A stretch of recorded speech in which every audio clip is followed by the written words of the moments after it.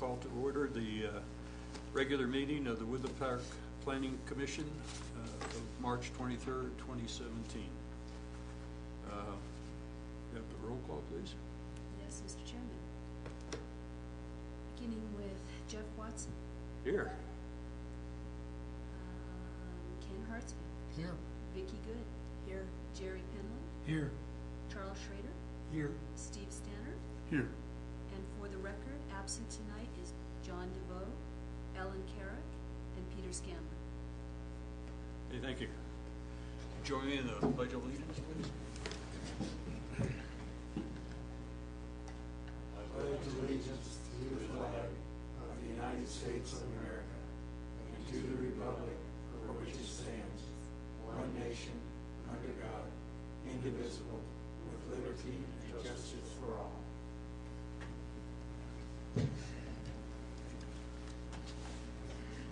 Okay, if you've all read the minutes, anybody have any objections to them? If so, say so. Motion to accept. So moved. Second. Second. Last minutes are accepted. Okay, we're gonna, just for everybody's information, I'll read the case into the record, and because CDOT just got their input to us today,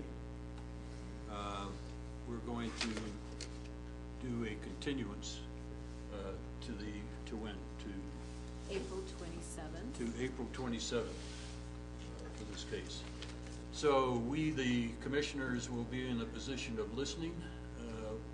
We will go through public comment, if any, and cut it off there. And we will not be asking the presenters questions. Okay? So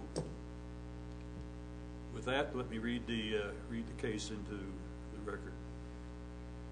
This is CUP 17-002 and SPR 17-001, a conditional use permit and site plan review to allow automobile wash service use 1809-090 F8 for a new automated car wash at 235, 255, and 275 East US 24 Woodland Park, lots 1 through 3, Pikes Peak subdivision, in the Central Business District, as requested by Taylor Mountain Enterprises, LLC, property owner and applicant. And again, before we start, I should say that this is a quasi-judicial case, and any of you who have any association with the applicant or the project that you think may come in conflict, please so state. I have no conflict of interest. My husband is on the DDA as a board member, but I have not formed any prior opinion on this project. Okay, thank you. Okay, we'll start with the staff's presentation. Thank you, Mr. Chairman. As Commissioner Watson mentioned, we just about 11 o'clock today received news from CDOT with their comments, and essentially their comments were for more information, and they had some questions about the trip generation study that was submitted and that you have a copy of. So what we decided was that we'll give the applicant about another month to produce that information for CDOT to review and to analyze and to make recommendations on. And so tonight, rather than the recommendation that was in the staff report, we are going to be recommending for a continuance of this public hearing, and so we'll do this all again on April 27th. So, and again, any questions or any information that comes out tonight, we should be diligent about repeating on the 27th. That's why we don't want to get too detailed into questions. And I don't think we'll ask questions at all. Okay, that's wonderful. All right, so tonight is March 23rd, 2017. It is the Planning Commission meeting for the Red Baron Car Wash. It is a conditional use permit application concurrent with a site plan review application. It is to allow for a land use that is in section 18.09.090.f.8. It is to allow for an automobile wash service land use on this particular piece of property.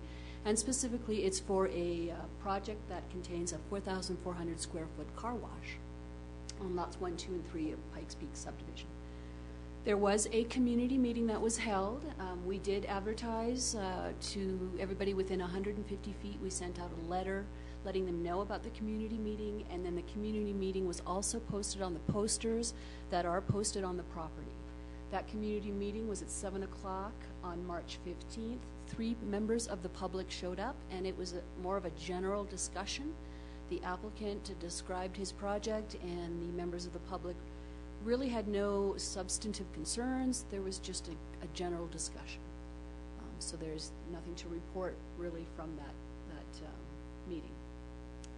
On this front slide, I do have City Council's first reading and City Council public hearing for April 6th and April 20th. And of course, those will have to be delayed into May now that we're recommending 1 more month for the applicant to produce comments that will satisfy CDOT. So those are looking like they'll be the first meeting in May, and then the subsequent meeting after that for council's review of this particular application. All right, so this is a rough slide. It's really hard to see projected, and I also have to apologize for the projection because it's hard to read with the screen waving like it is. But anyway, it's in yellow. This is our site for the car wash. This is Highway 24 swinging around through Woodland Park, and this is Highway 67 going north. So that gives you the very general site location of this particular car wash. Here's a closer in look showing the built environment around it. The site again is highlighted in yellow, and you can see Highway 24. It is immediately adjacent to Highway 24, and this just gives you context for where we are. And this is Woodland Station in here. This is another close-up showing an aerial photograph of the site. It shows the 3 lots, lots 1, 2, and 3 going from north to south. All 3 lots are encompassed in this particular site and contain this entire site. You can see Highway 24 immediately to the east. To the south is Pikes Peak Avenue. This portion from the intersection of Willow to the highway is currently undeveloped. I know it's hard to see here, but it is currently undeveloped and contains simply grass and trees. But Pikes Peak Avenue is platted and does go right through to the other side of Highway 24. And with this particular project, the applicant is proposing to develop this undeveloped portion, but platted portion of Pikes Peak Avenue. You can see Willow Street goes north-south and ends in a cul-de-sac just south of the Dinosaur Resource Center, and that's what this structure is right here. So to the north is commercial development, and to the east is more commercial development. That's Pizza Hut right there, that's the Loaf and Jug, and that's Fortune Dragon, Banana Belt as you go further south. I think you recognize where you are. This is the Peak Fly Shop here, and then immediately to the west is residential development, single-family homes in this neighborhood that is quite well treed. So again, these 3 lots encompass the site, approximately 0.078 acres of land. All right, so this map is extremely difficult to read. It's multicolor, but let me just explain it. Again, the site is hard to find, but it is this circle right here, these 3 lots. The purpose of this map, this is our zoning map overlaid with our Main Street boundary and our DDA boundary. So just to start with, the Main Street boundary is this green boundary. So you can see that the site right here is immediately outside of the Main Street. So it's not in our Main Street boundary. It is, however, in the DDA boundary. The DDA boundary is this dotted dashed red line. So you can see the boundary of the DDA, and then it goes further south.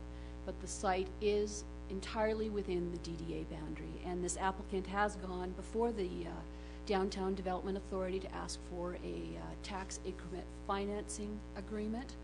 And that is totally separate from the land use issue that we're dealing with tonight, but just know that they are in the DDA boundary.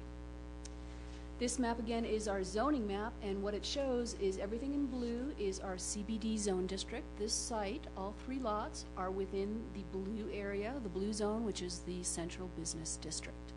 You can see immediately to the lots immediately to the west, thank you, is also CBD, but then further west of that is that residential subdivision that is urban residential zone district.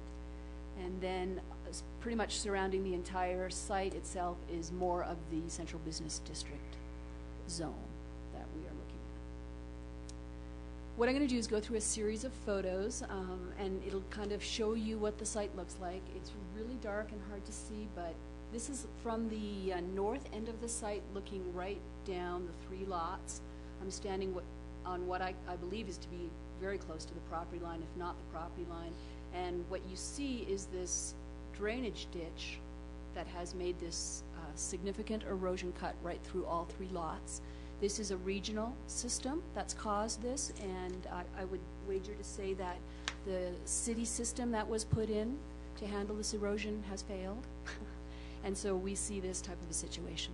The applicant is proposing to remedy this with his development, and we'll get into that as we see his development. So this is just walking down alongside of Highway 24 from the north boundary along the sidewalk. So that gives you an idea of what the site looks like immediately adjacent to the sidewalk, which is immediately adjacent to Highway 24. You can see for the most part, for 2/3 of it, going west, it's fairly flat, a little bit sloped, and then you hit that drainage ditch, and then it slopes down a couple of feet from there. So this is standing the same spot, looking straight down the highway. This is what you see, excuse me, from the highway, sidewalk actually, looking south from about the middle of the property on the sidewalk. So this is, again, walking further south, and here I am close to the south end on the sidewalk, looking north over the property, now looking from Lot 3, 2, and 1 towards the Dinosaur Resource Center. And as a matter of fact, that's the sign for the Dinosaur Resource Center. So you can see it's fairly, not too many trees on there right now, fairly flat. It's got that drainage ditch that comes right through it. The sidewalk itself has been improved along Highway 24. There's lamp standards that exist that conform with our requirements, and there's curb and gutter along 24 and all of the other standard development along 24 that you see. This is standing from the intersection of the undeveloped portion of Pikes Peak Avenue and the sidewalk, just actually standing on the undeveloped portion of Pikes Peak, looking again north over the entire lot.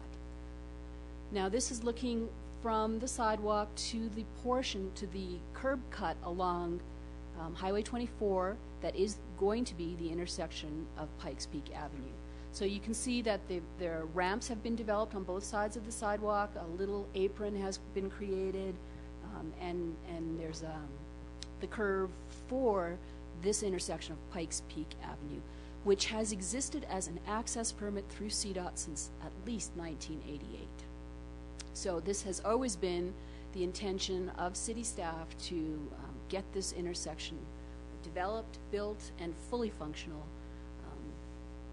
So that's what we see here. And this was done in approximately 88, 89, and then has just sat there, waiting for the right developer to come along and help us develop it.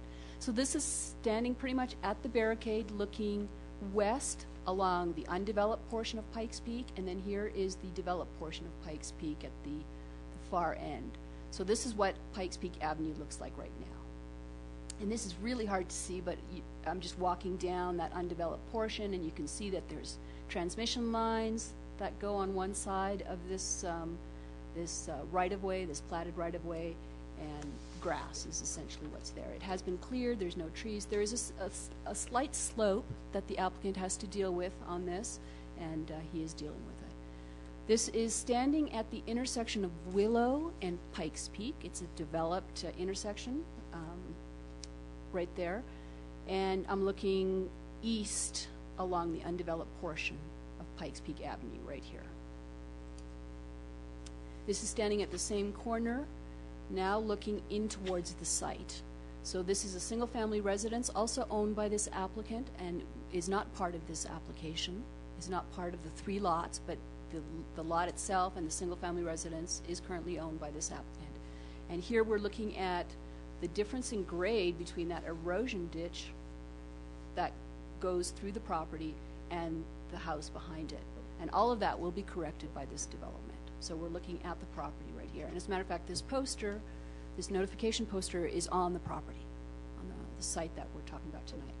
So this is going from Willow Avenue north towards the Dinosaur Resource Center, and this is what we would see along Willow as you walk north along Willow. And the applicant does propose a cut and an easement through this piece of property that he owns that has the single-family residence on it, and this will be a secondary access to his car wash and to that site. So this is where that intersection would come out, that driveway. So that kind of captures the site in a nutshell. This is a very poor drawing. Again, it's waving and very difficult to read and see, but everybody should have received the site plans in their packet. That's what this is. In a nutshell, I'm just going to show you that here is the development of Pikes Peak proposed by the applicant. So this is Willow, and this is Highway 24. So this is not oriented north-south.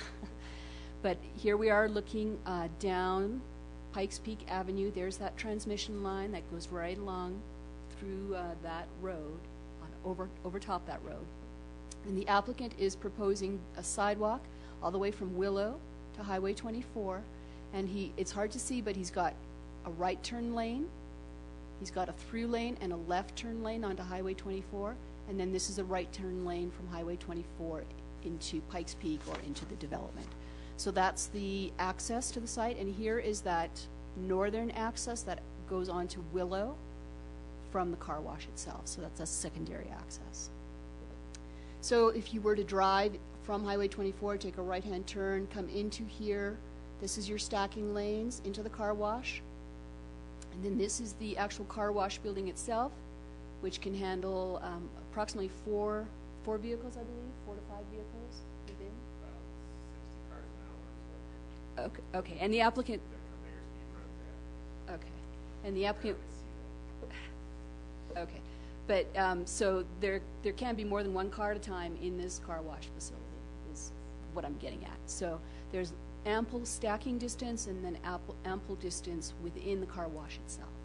And then you come out of the car wash and you come here, there's handicap parking spaces, there's also the dryers, the vacuums, I'm sorry, not dryers, vacuums for you to use along this row of parking. And here there will be the pet wash. In this portion of the building right here, there's a couple of stalls for, not stalls, but rooms for pet wash facility. So then you come out of the vacuums, and you can either come out here or you can go out this other access as well. This portion here has been speculated as maybe a coffee shop.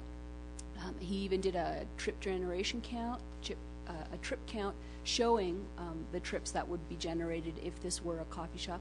However, we are not dealing with a coffee shop with this application. We are only focusing on the car wash.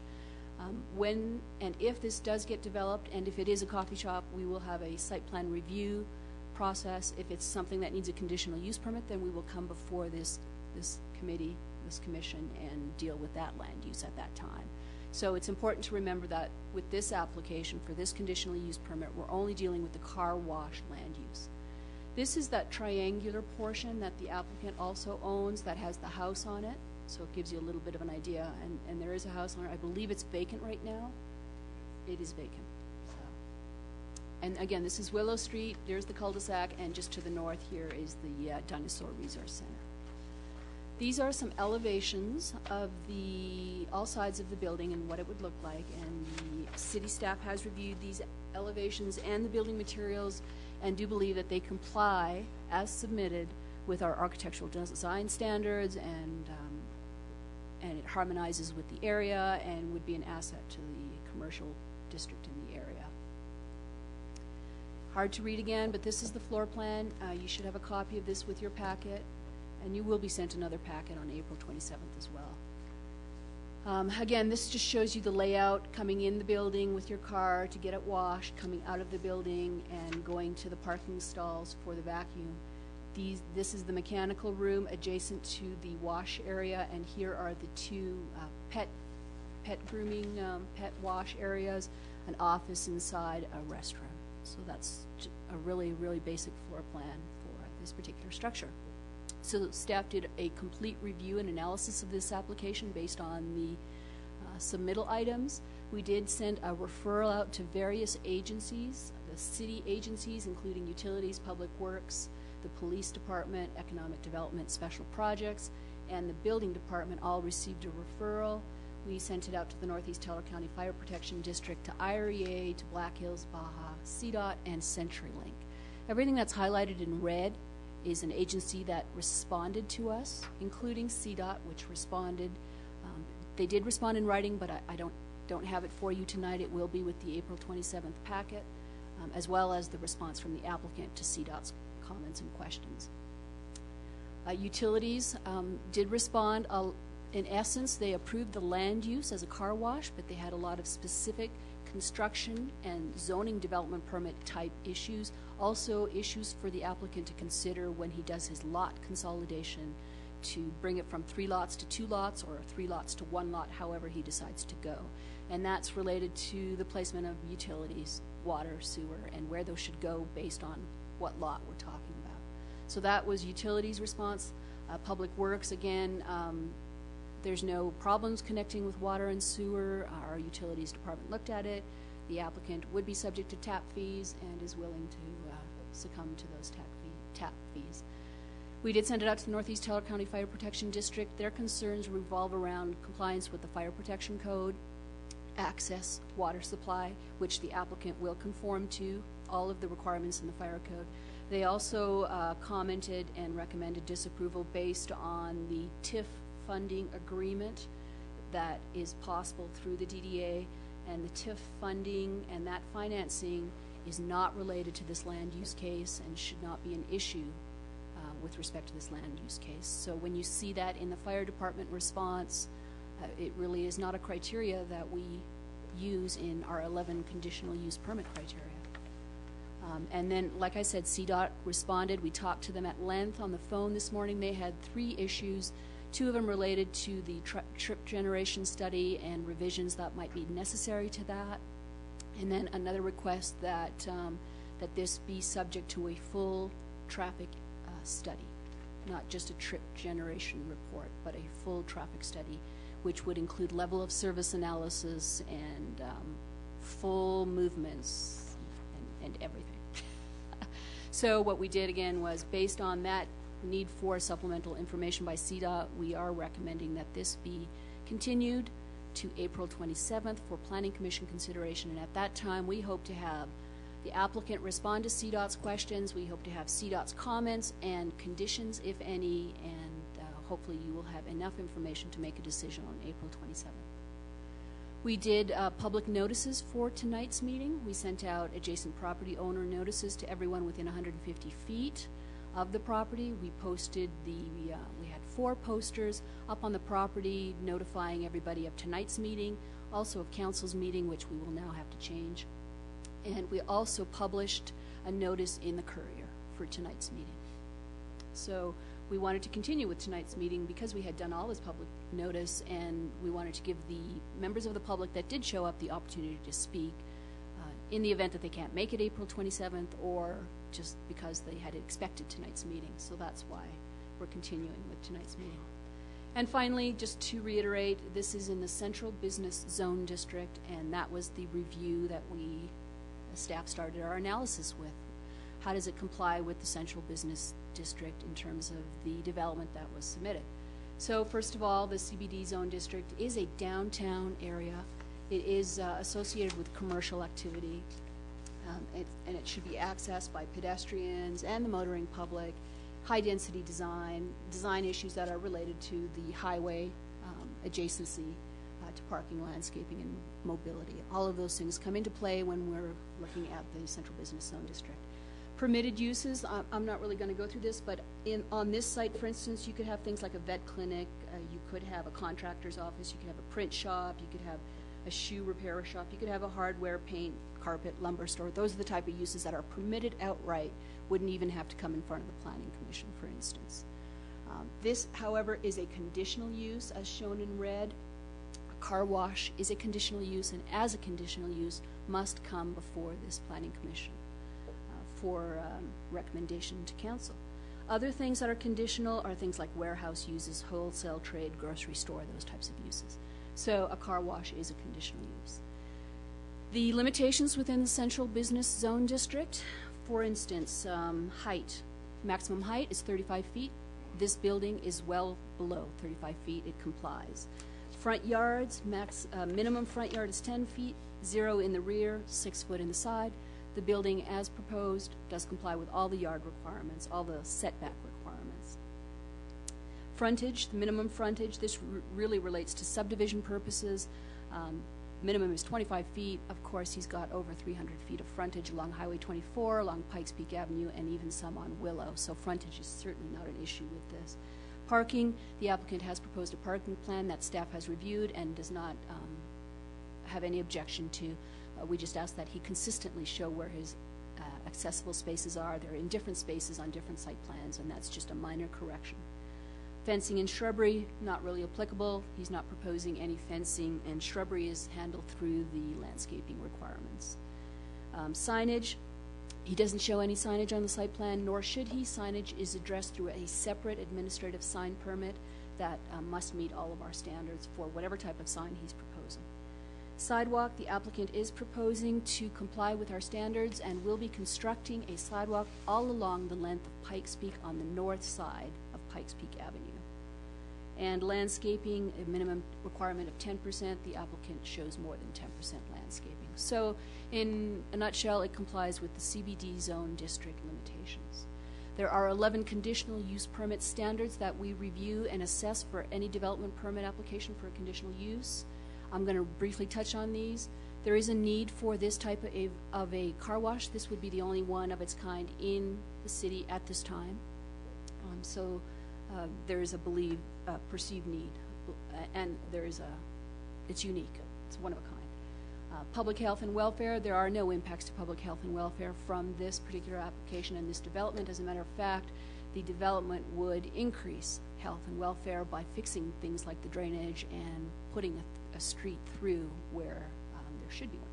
Property values, we did receive a letter from a realtor stating that they believe that the property values would go up if this development were to happen, and staff agrees. We believe that the development as proposed harmonizes with the neighborhood, with the commercial zone, even with the residential district to the west, that it complies with the city plans, policies, objectives, and strategies, that it complies with all the city regulations with respect to drainage, and we'll get into some of those, certainly with the CBD zone district regulations. Traffic, that was a CDOT issue, and again, we've talked about the need to give the applicant some time to complete and satisfy CDOT's requirements.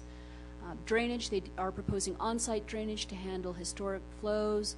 They are looking at an underground detention system, which will give them more surface area for their development. Water, sewer, wastewater, all planned as part of this development and handled by this applicant. There are no hazards. The drainage will be addressed as part of this development. And we've seen the renderings by the applicant and seen some of the materials submitted, which I'll bring to the April 27th meeting. Staff does not object to the design as proposed by the applicant at this time. We are also doing a concurrent site plan review with this. This is a lot of the same type of regulations that we just went through for conditional use permit. I'm just going to touch on these.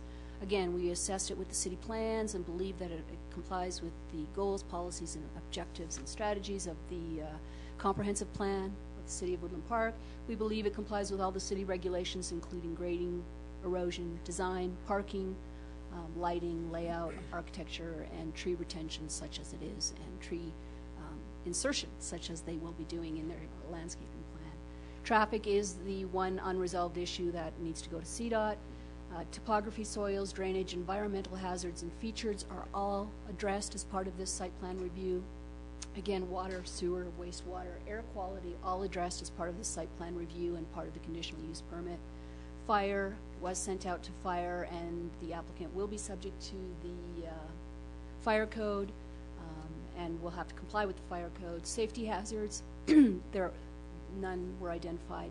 Staff does believe it is compatible with the neighborhood, with the commercial zone, with the business. So I would like to just remind you that the staff recommendation that was in the staff report is not the staff recommendation that we're planning tonight, that we're suggesting tonight. Staff is recommending that the Planning Commission continue the public hearing to April 27th, 2017 to allow the applicant time to address comments made by the Colorado Department of Transportation. Thank you, Mr. Chairman. That concludes my PowerPoint presentation. Thank you. The applicant is here today. I'd like to introduce Dan Taylor and Mr. Joe Butler, and I think they will talk. Mr. Taylor, you want to say some things? Sure. My name's Dan Taylor. I am the applicant and the owner. Not exactly sure what to say. This is my first time doing this, but I can start with a little background. My family and I live in just outside the city, but we live here, and we have our kids go to school here. We have lived here for 7 years. We've owned we bought the first car wash 7 years ago, and then shortly after that the next car wash, and then a few years ago we bought the third one that's up on Red Feather Lane. And so we have quite a experience running car washes. So you have a car wash monopoly here. Well, for what it's worth, I guess, yeah. Well, there is a Safeway car wash. There's the in-bay automatic at Safeway also. Now, the reason for going forward with this car wash is just a modernization, I guess you would say. It is a different product, so it's a diversification of our product offering. But honestly, if we didn't go ahead and do it, someone else would eventually, and we can bring up the case of the Big O tires that already has been tried once, although that was a slightly different business model in that it was a full-service car wash, and this would be a what's called an express tunnel. So there's it tries to minimize labor and maximize efficiency of moving cars through and doing a good job. And so the customers can come in and just get their car washed in a matter of a few minutes without leaving their car. They can stop if they'd like and use the vacuums. They can use the self-serve pet wash if they'd like. But it's a different model than the Big O car wash was. And by the way, this is business model is and all the equipment that's being used and design and everything is very standardized in the industry. We're buying equipment from one of the largest equipment suppliers in the country. We're using high performance car wash systems to help us in the construction process out of Denver, and they serve, I don't know, 3 or 4 states maybe around there. Certainly the largest in our area doing this type of work. So we're dealing with very experienced vendors, and so this is nothing that's out of the ordinary that's happening at all. There's tens of thousands of these same types of facilities that are operating through the country. I'd like to point out also that I did go and notify the one resident that was over the 150-foot limit, and personally delivered a letter. I see she's here tonight too, to make sure that she was notified for the neighborhood meeting. Let's see. And just to be clear about the surrounding land use and zoning, there's only, let's see, the one property, right, that's zoned residential across from Pikes Peak that actually is adjacent to the property, and all the other surrounding properties are zoned commercial business district, although there is one of them that is currently being used as a residence. correct? I think so. I think that's CBD. So- so Well, it is zoned CBD, right, but it's used as a residence. Uses yeah. a residence, right. I know the gentleman's name is Mark, who lives there. The Netco response, I also wanted to address, that, you know, they recommended disapproval based on the fact that if the development happens, they wouldn't probably see any revenue, any new revenue because of it. And just to be clear, that is completely beyond my control. That is 100% up to the DDA of where that revenue goes. So, just wanted to be clear on that. Regarding the location, this is what I would call a very good location from my standpoint, for this business. Location for a car wash is extremely important, probably the #1 factor in determining its success or not. This is a very good location because it has excellent visibility and excellent traffic going by it, and it's easy to access. And also, interestingly enough, it's very important to have lots of electricity nearby because it uses lots of electricity.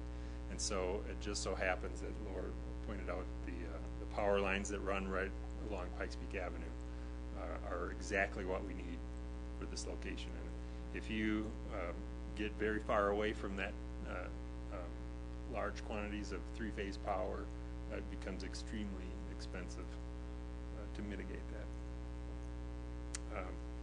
We are also, there's 2 power lines, or there's 2 poles and 2 lines that run along the west side of the property from Pikes Peak Avenue up to, all they do is power the Dinosaur Center sign.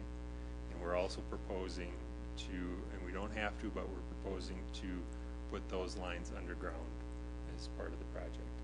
And I know the city likes that. I like it too.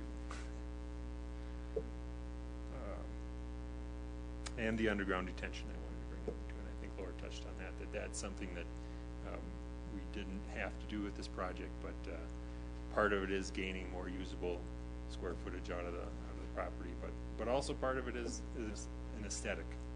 I don't like the looks of the above ground detention ponds, and it's a maintenance factor once they're there. So I guess that's all I have to say. Troy, you want to say anything? I guess we're not taking questions tonight. Okay, please state your name and address, please. Good evening, Joe Butler, Hammers Construction, Colorado Springs. And I was the one that designed and built the Dinosaur Museum about 12 years ago. I was just going to comment that planning had a lot of recommendations, not a lot, but recommendations that we're going to comply with. We'll fulfill all those, as well as utility and streets.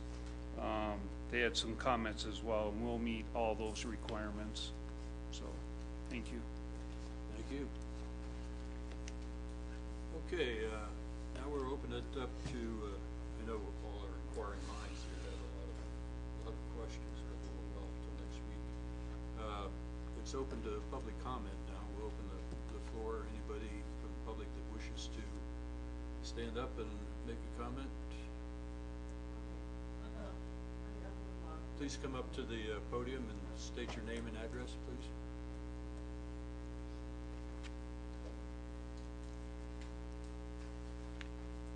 Evelyn Lockwood, and I live on Pikes Peak Avenue. My main concern was having Pikes Peak Avenue open to the highway, because that would bring more traffic down through our area. And if they were going to, I asked for a 4-way stop at Pikes Peak and Chester? Willow, sorry. So that was my main concern. You know, we're a quiet neighborhood. We just didn't want a whole lot of traffic coming through there. And plus the sign, I asked that they not have a big obnoxious sign. Okay, otherwise I'm okay with it. Okay? Okay, that was all. Thank you.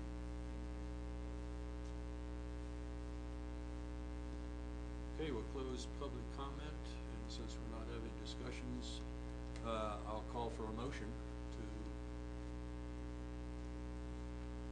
extend to the 27th of April. What would you like? So moved. Second? I'll second.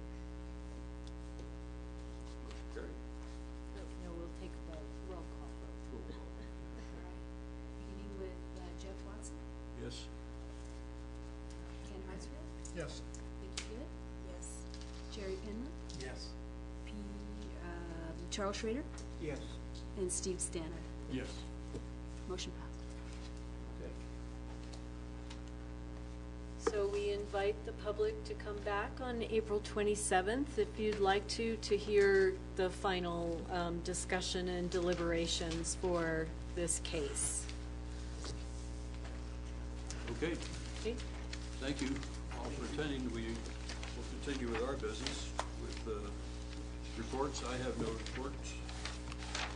Commissioners report. Vicki, did you have? Say something. Sally's gonna talk for you? Okay. Planning? We'll see if the rest have any. I did have a question for staff regarding the Board of Adjustments and our application to have them review the ordinance we debated last time. The Board of Review has not had a regular meeting yet, so we'll bring that forward when they do. Okay, thank you. Yes. Anything else? I have just a couple of things to remind everyone. We do not have a case on April 13th, so you'll have that Thursday evening off.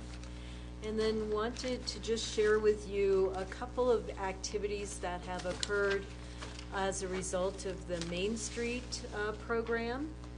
First of all, you'll read in this week's Courier about a visioning session that Main Street hosted for the downtown, and Jerry attended that as well as Vicki, which the consultant and the Main Street Board have received a lot of good input from the community and the business community, and the consultant is going to synthesize that input down and take it back to the Main Street Board for them to consider establishing their vision for the downtown. And then yesterday, there was a training that was associated with CDOT, the Department of Public Health and Environment, as well as the Department of Local Affairs, that has published a guide for communities that have state highways or U.S. highways going through their downtowns. And this training was excellent yesterday afternoon. They even had us break into small groups and go out and evaluate our downtown highway situation and identify some of the impacts and challenges that we face with Highway 24 and our local streets. So I do have a couple of extra books. I'm happy to share them with you if you'd like to look through this well laid out, very user-friendly book, and Vicki was able to attend this session as well as her husband Jerry. And so do you have any comments about the training? It was very educational. You learned quite a few things, and there's a lot of public input, and I strongly recommend, if you can't make all the meetings, at least try to make one. It's very eye-opening. So, and Laura also participated with the training yesterday, and what I found most helpful was that we also had our CDOT representatives there that we have begun to open dialogue with, Mark Andrews and Jason Nelson. So it was really helpful to have them, as well as a traffic planner from Pikes Peak Area Council of Governments, and PPACG is beginning the process for the 2050 plan, transportation plan, which the staff is engaged in, and recently we just attended meetings to begin setting goals for the 2050 plan. So we will be looking to include some projects for Woodland Park in that plan, and we'll keep you posted on all of the transportation planning activities with Main Street, CDOT, and the PPACG. Thank you. Okay, if there's nothing else, I'll entertain a motion to adjourn. Move we adjourn. You want to stay here? Second? Second. Okay. Stand adjourned, April 27th.